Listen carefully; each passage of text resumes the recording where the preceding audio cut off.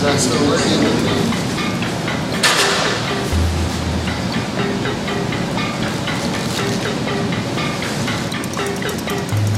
Stripping is a live performance project that I recently did at Hyde Park Art Center in Chicago. A lot of the ideas came from me looking at research that's being done into various ideas of mapping and techniques of mapping and imaging.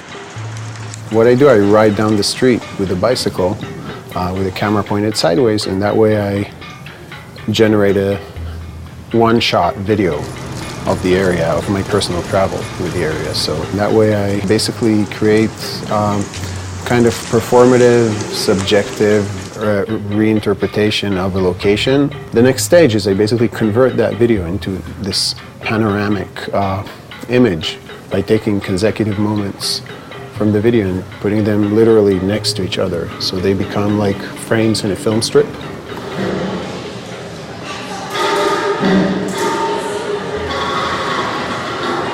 The center we were performing in has a facade that projects out to the street, and people on the street can stop and look at it so that I can ride through the street. It gets processed through the computers in the center, but it doesn't stay opaque in this kind of art center.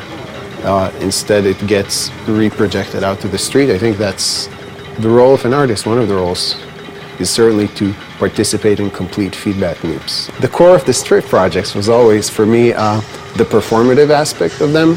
So it was about a human body riding this bicycle in a very rough and very immediate way and very subjective way, transmitting his or her experience of the surrounding landscape that contracts and expands according to how fast or slow he moves through it and so on. So I really wanted to transmit that immediacy to a live audience. I mean, that's what we tried to do at Hyde Park because the system was already in place.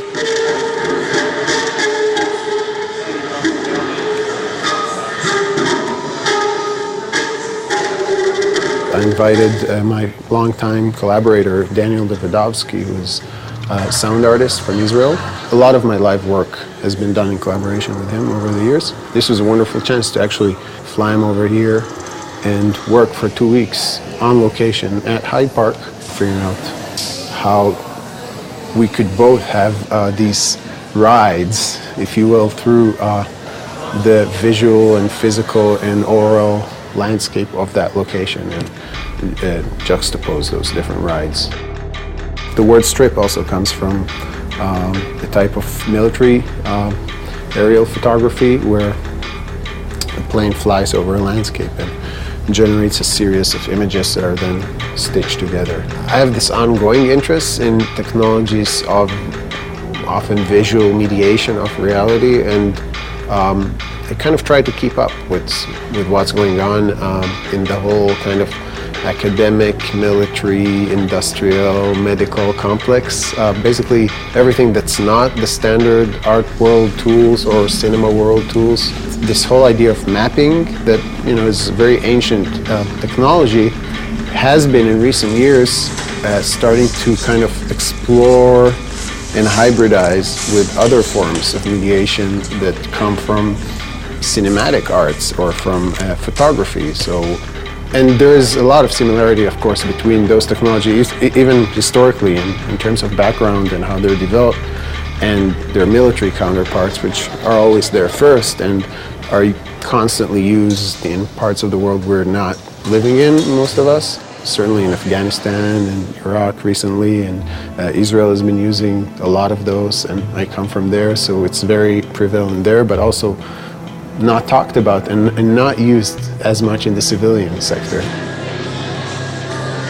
This whole idea that you can achieve this all-seeing look, an all-penetrating look